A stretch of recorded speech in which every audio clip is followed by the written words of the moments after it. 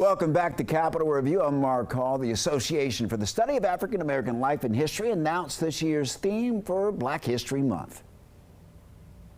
And joining us now is Cheyanne Daniels. She's the race and politics reporter for our media partners at The Hill. Cheyanne, welcome back to Capitol Review.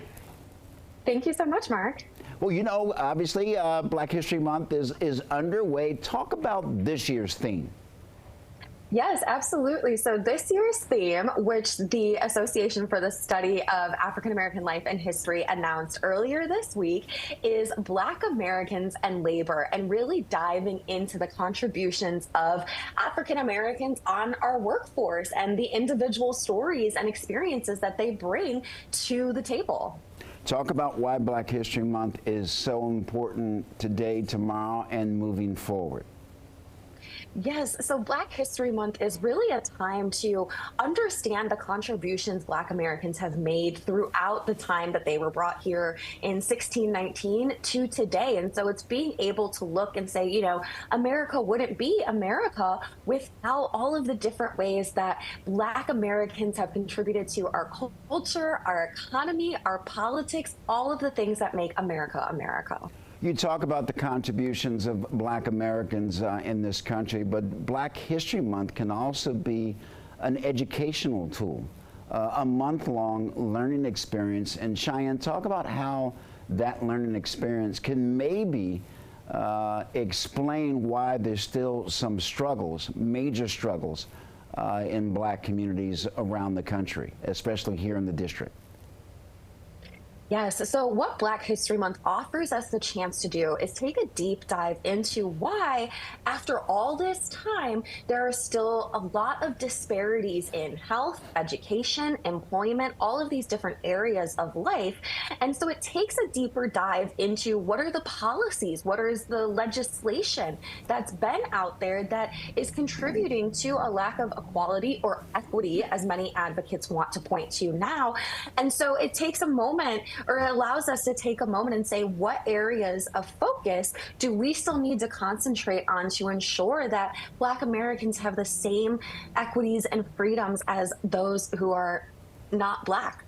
Do you remember when Florida Governor Ron DeSantis was running for president? He was talking about removing books, pardon me, in Florida schools that talked about the plight of Black Americans, or at least the negative plight.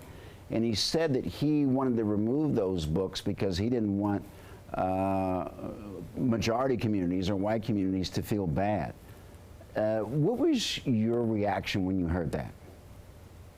Yes, so there has been a lot of concern around the way Black history is being taught, in part because of attempts to ban or remove books that speak to the experiences, particularly the negative experiences of being Black in America. And so we saw there was a lot of pushback to these decisions, including, you remember, Florida was one of the places that said students had to learn about how perhaps Black Americans were part of the problem when it came to things like racial riots, right? Or saying that slavery was beneficial because it taught them certain skills. And so there's been a lot of pushback to attempts to limit or even how Black history is being taught, as many advocates, many authors and scholars are saying it is okay for us to look at the way that the American society has been detrimental and in some ways continues to be detrimental to Black Americans. That's the only way that we will enact change and achieve equity. You talk about equity and change. President Trump recently did away with DEI at the federal level. Your thoughts about that? The president said that it needs to be merit-based moving forward.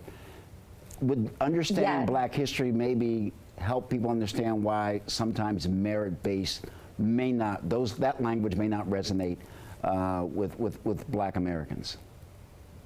Yes, so we did see these executive orders from the president, which is he was fulfilling a promise that he had made quite extensively on the campaign trail. And the problem with the idea of merit-based is that there's not a merit system for everybody, right? So if we think about those systemic inequities or those systemic injustices that advocates will often point to, and they say if you go based off of merit, we're not actually on the same playing field. We don't all measure up or are able to achieve the same things. And that was part of the argument when we saw affirmative action go before the Supreme Court, was saying we don't all start off on the same level. And so we have to be able to make those adjustments to ensure we're not giving handouts, but that we're taking into consideration the way that our policies and institutions have historically kept certain individuals, in this case particularly Black Americans, from being able to achieve the same level of success simply because of the color of their skin.